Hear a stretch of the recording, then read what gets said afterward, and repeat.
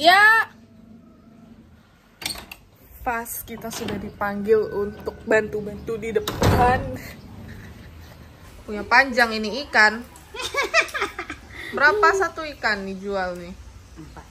40.000. Yang ini masih kecil lah. Yang masih bayi sih begini panjang nih. Ini yang besar lagi nih. Masih bayi. 1, 2, 3, 4, 5, 6 jengkal. 1 jengkal 20 cm, 120 cm nih kah? Mana nih? Ini kah? Tidak ada ininya. Ikut Kan Sumati ini tuh. Dia seperti pisau. Tapi Sumati ini tuh.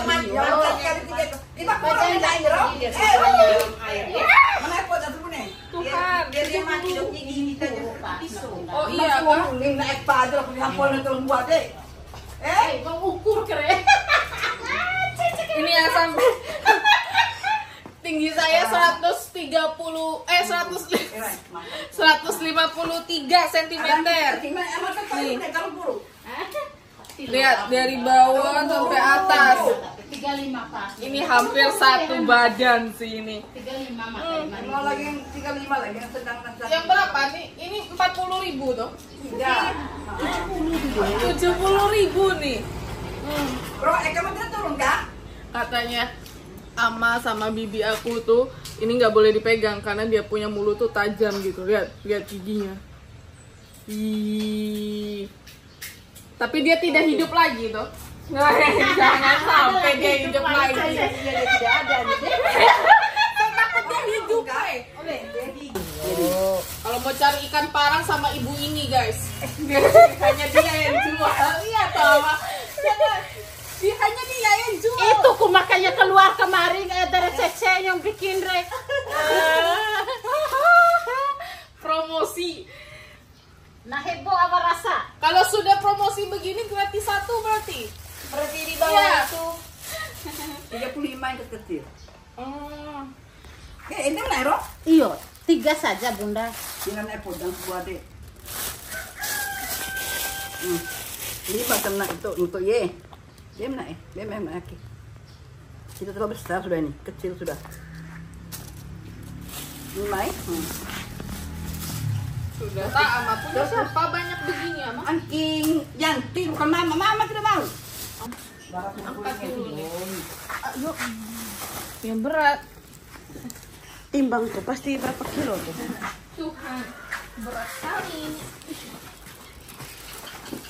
Sudah tamat dah. Kan nanti angking kan datang toh. Taruh ya. Oh ya Tuhan. 10 kilo. 15 kilo tuh. Coba rumah begini. Coba kita cari bikin cari malam kita bikin kita cari malam ah. Es apa mau bikin? Batu kah? Bisa bikin Es batu. Terlambat. Yang berat. Timbang tuh pasti berapa kilo tuh? Tuhan, berat sekali ini. Sudah tamat dah. Kan nanti angking kan datang toh. Taruh ya. Oh ya Tuhan. 10 kilo. 15 kilo tuh. Coba rumah begini. Coba kita cari bikin cari malam kita bikin kita cari malam ah. Es apa mau bikin? Batu kah? Bisa bikin Es batu. Terlambat. Kembali lagi bersama Voice Over Valin. Hai teman-teman semua. Hari ini sesuai dengan judulnya dan yang sudah aku sampaikan di depan tadi, hari ini adalah hari di mana kita merayakan perayaan kakek aku meninggal. Jadi, di hari ini kakek aku itu meninggal persis di tanggal ini, di bulan ini, cuma memang tahunnya beda. Kakek aku meninggal tahun 2002, ketika umur aku masih 2 tahun, teman-teman. Kakek aku itu mukanya mirip sekali sama mama aku. Karena memang kakek aku itu dari Cina asli. Sedangkan yang orang pribumi adalah nenek aku. Jadi kakek aku tuh berasal dari WNA. Dia naik kapal gitu teman-teman untuk pergi ke NTT dan juga menikah. Kakek aku dan keturunan sebelumnya itu orang Cina asli. Jadi memang kita itu gak ada campuran ya dari pihak kakek. Ngobrol sedikit tentang kakek aku ya. Kakek aku ini orangnya kekeluargaan sekali. Dia benar-benar adalah sosok kakak karena dia kakak tertua dari kurang lebih 13 atau 12 bersaudara gitu ya teman-teman. Maklum, biasanya orang zaman dahulu memang anaknya banyak banget, kayak mau main soccer bola gitu ya. Nah, kakek aku ini anak pertama dari 12 atau 13 bersaudara. Karena aku juga lupa nanya ama juga lupa, heran deh. Karena ama sendiri saudaranya juga lumayan banyak ya. Seperti yang aku bilang, dia itu kekeluargaan sekali. Dia sayang sama papa dan mamanya alias ya kakek nenek buyut aku yang juga sudah meninggal. Dia selalu memperhatikan adik-adiknya, ngasih uang jajan ke adik-adiknya. Bisa dibilang mereka itu generasi sandwich generation, di mana kakek aku itu ditimpali semua hal yang berhubungan dengan uang. Seperti menyekolahkan adiknya, seperti memberikan mobil untuk adiknya, membangunkan rumah untuk adiknya. Semua itu kakek aku. Karena dulu memang kakek aku tuh punya banyak uang ya. Bisa dibilang lumayan kaya di desa kami. Dan ini sebagai fakta aja ya. Kakek aku bisa bahasa Indonesia dengan sangat-sangat lancar. Karena ketika kakek aku datang, itu sudah generasi kedua di keluarga kami. Jadi memang dari ama buyut saya alias nenek buyut saya itu adalah orang yang pertama yang datang ke desa ini. Jadi ya bisa dibilang kakek saya ini generasi keduanya. Teman-teman, sebenarnya di keluarga kita bagian kakek itu banyak sekali keluarganya yang masih ada di Cina. Tapi kita itu lupa sebenarnya. Dulu pernah keluarga mereka itu datang, tapi tahun 2010-an kurang lebih. Dan katanya ama, ada memang keluarga kita kayak sepupu gitu yang dari Cina alias dari kakek saya yang memang seorang artis besar di Cina. Cuma kita nggak tahu yang mana, siapa, asal-usul keluarganya bagaimana. Apalagi setelah kakek aku meninggal, lebih lagi ditutup semua informasinya. Tapi yang ama aku tahu, kalau misalnya kakek aku ini punya saudara yang artis besar di Cina. Oke, karena itu juga lagi jalan buntu untuk sekarang ya, belum dibukakan pintu takdir sama Tuhan buat kita ketemu sama beliau, ya sudah kita biarkan saja. Oke, penyebab kakek saya meninggal. Ini juga pertanyaan yang aku melihat banyak juga yang tanyakan. Kakeknya kenapa meninggal sih kak? Padahal meninggal di usia muda kalau bisa dibilang. Karena waktu itu kakek meninggal usianya kurang lebih masih 60-an tahun, mungkin 50-60-an tahun. Alasannya adalah karena kakek saya itu hobi sekali namanya minum alkohol, minum bir dan juga arak. Yang paling berbahaya itu justru bir, teman-teman. Kakek saya itu suka minum dan juga rajin sekali rokok. Setiap hari rokok itu bisa sampai berpak-pak seperti itu. Alias gaya hidupnya sudah tidak sehat. Dan itu yang menyebabkan dia punya penyakit kuning. Penyakit kuning itu jadi bola matanya berwarna kuning, kuku-kuku kaki, tangan berwarna kuning, telapak tangan juga berwarna kuning, seperti itu. Jadi kakek saya bisa dibilang meninggal karena penyakit liver ya, atau penyakit hatinya kurang baik. Ini dalam artian hatinya kurang baik karena memang banyak mengkonsumsi alkohol dan juga banyak menghisap rokok ya. Bukan hati kurang baik dia ini ya teman-teman ya, melakukan kejahatan. Bukan.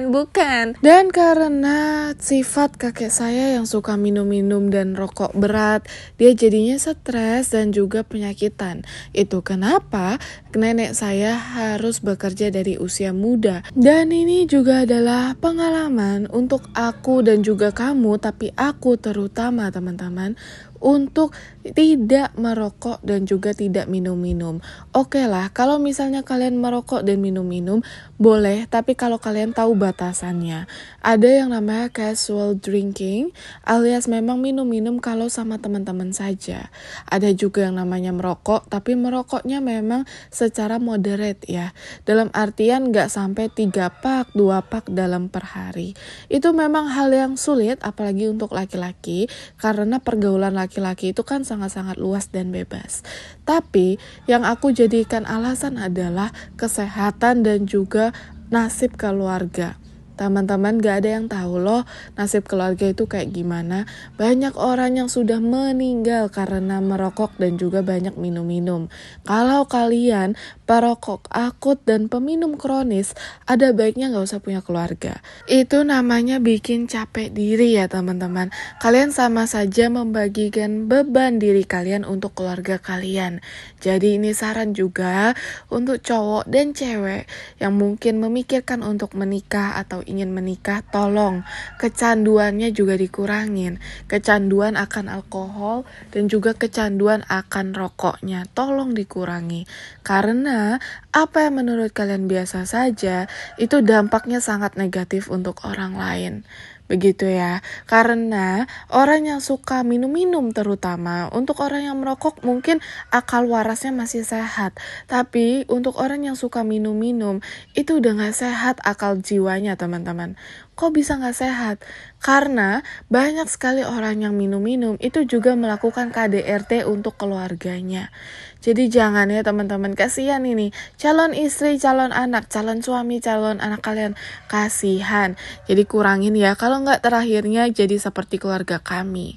Kakek saya meninggal, ibu alias nenek saya itu juga harus kerja banting tulang untuk keluarga.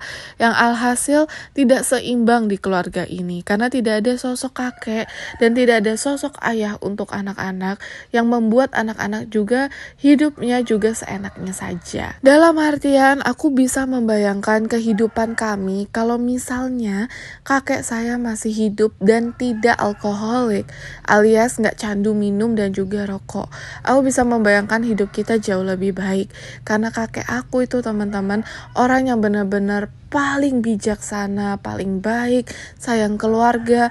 Pokoknya bisa dibilang dia adalah sosok figur ayah yang sebenarnya aku inginkan gitu dari kakek aku. Disampingkan dari alkoholiknya ya teman-teman. Kalau alkoholiknya pas jauh, saya tidak mau gitu. Oke, untuk masakan hari ini teman-teman ada ayam, ada ikan, ada telur, ada berbagai juga dessert. Yang tadi kalian lihat bola-bola ungu di depan memang gak jadi teman-teman. Makanya gak sempet aku omongkan karena hasil akhirnya tidak baik. Sebenarnya mau dibuat seperti kaleci. Kaleci itu seperti bola-bola ubi, tapi kayaknya bibi aku ini salah resep. Kegiatan hari ini dibantu juga sama keluarganya Jamal. Nah, keluarganya Jamal ini muslim ya teman-teman, tapi memang bantu-bantu masak. Sebagai imbalan memang ama biasanya nggak ngasih uang, melainkan boleh membawa pulang makanan yang hari ini kita masak. Karena kita masakan dalam jumlah yang sangat-sangat besar. Bisa jadi 10 macam masakan ada hari ini.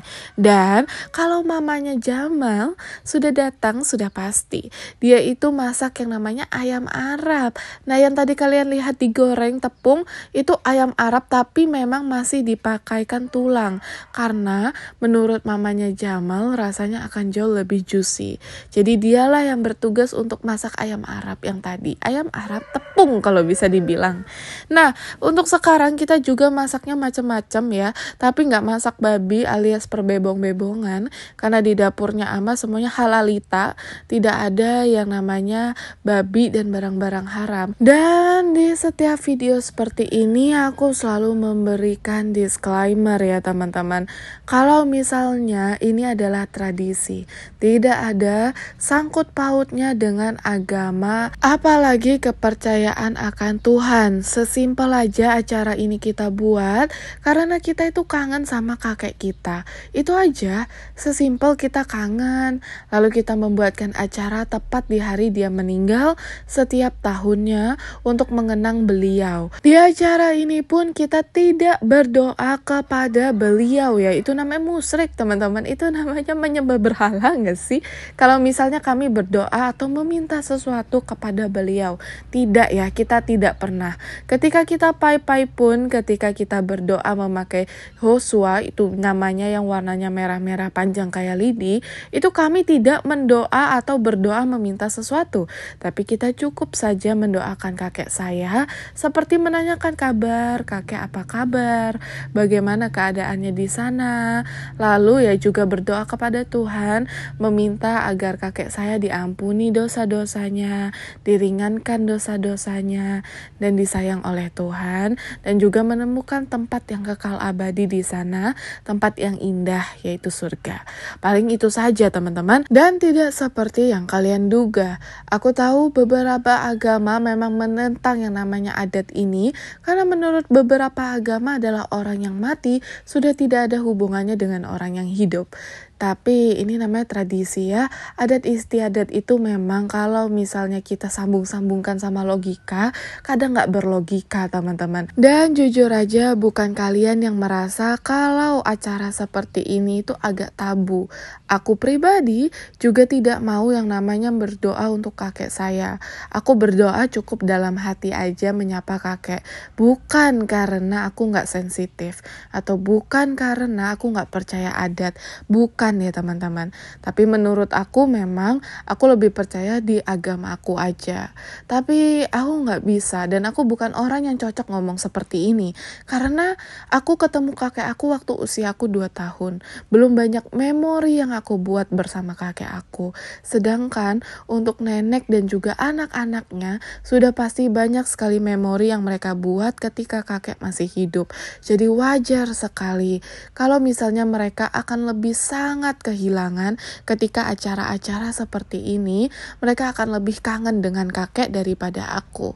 Itu kenapa juga yang membuat aku memaklumi acara-acara seperti ini dan sangat-sangat tidak menentang, karena gak sedikit kali mereka ketika ada acara malah nangis. Ini adalah duit nih, uang buat kakek saya. Kalian bisa lihat nih, ada yang dolar, ada yang 5.000, ada yang 1 juta, bahkan ini tuh totalnya 1, 2, 3, 4 tempat kayak gini. Dan di sini juga ada yang seperti ini teman-teman. Ini dilipatnya manual ini ngelipatnya. Sulit kali ini lipatnya, banyak banget lagi. Uang itu berawalnya seperti ini ya teman-teman. Kalian bisa lihat. Luar biasa, ini berat dan harganya berapa? 55.000. Satu kertas kayak gini doang 55.000. Aku penasaran sama isi di kantongan ini guys. Jadi lo buka.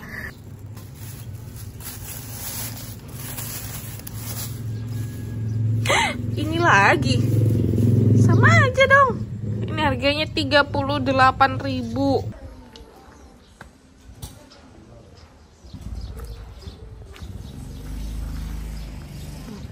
Ama mau pai-pai dulu nih kah? Oh mau panggil. Kita mau panggil kakek kita di surga, biar kakek kita datang ke sini dan makan makanan kesukaan dia semua di situ. Jadi ini nenek saya panggil. Sekarang kita tunggu sampai hiungnya habis. Kakek, anakmu ini cucumu YouTuber ya, mohon maaf. Jadi saya harus video-video sedikit. Nah ini makanannya pada hari ini teman-teman. Ini ada pisang, ada kue mangkok, ada apel, ada ikan, ada ayam apa ini? Oh ini perkedel. Ada ini tidak bisa lagi orang-orang di sini ini lagi syuting, ribut lagi nih. Maki-maki lagi aman nih Tuhan. Ada air juga sengaja. Terus ada nasi, ada bir, ini sengaja karena kakek saya suka minum. Jadi hari ini tuh hari meninggalnya engkong. Jadi kakek aku meninggal, ini harinya nih, hari ini. Makanya kita itu merayakan aja sih. Ini bukan perayaan ya teman-teman, kayak ya menghormati aja beliau meninggal, jadi hari meninggalnya gitu. Nah ini tuh sekarang lagi berdoa di sana, menghadap sana. Itu sebenarnya bukan berdoa ya, hanya kayak panggil-panggil engkongku aja. Kita tidak berdoa, tapi kita hanya panggil engkong saja. Itu foto engkong di sana, kakek ya, kakek. Sebentar, biar sebentar satu. Saya tidak ada masalah. Oh, dia pesiari Reo. Maka dari sini dia. Sekarang kita mau transfer uang untuk engkong lewat sana tuh, transfer duitnya. Ini duit yang tadi aku tunjukin ke kalian. Ada perak, ada yang apa nih? 100 juta atau berapa ini? 1 miliar. Tuh. Sudah nyala api nih, Q? Oh, oke. Jadi paman aku sekarang mau transfer uang untuk engkong saya di surga. Caranya dibakar. Bertahap ininya kah? Semua. Wow. Caranya gini, terus dia memang sengaja harus asapnya itu ke atas gitu ya. Biar maksudnya itu uangnya itu naik gitu ke surga. Nah ini adik-adik aku sama paman aku bantu buat melongsorkan uang-uang ini biar ditransfernya cepet ya. Biar cepet sampai gitu, biar kakek saya bisa langsung berjudi di sana. Jadi harus langsung ditransferkan. Kira-kira ada berapa ini? 10 miliar ada di Ana nih kah? 10 miliar 100 miliar ada. 10 triliun ada ini, ada. Makanya kakek kita kaya raya. Hari ditutup dengan makan-makan. Teman-teman, kalau ada acara-acara seperti ini, mungkin pertanyaan yang akan ditanyakan adalah siapa yang membiayai semua acara ini? Tentu saja keluarga kami ya, karena kakek saya ini kan juga suami dari Ama. Jadi keluarga kamilah yang mendanai 100% acara seperti ini.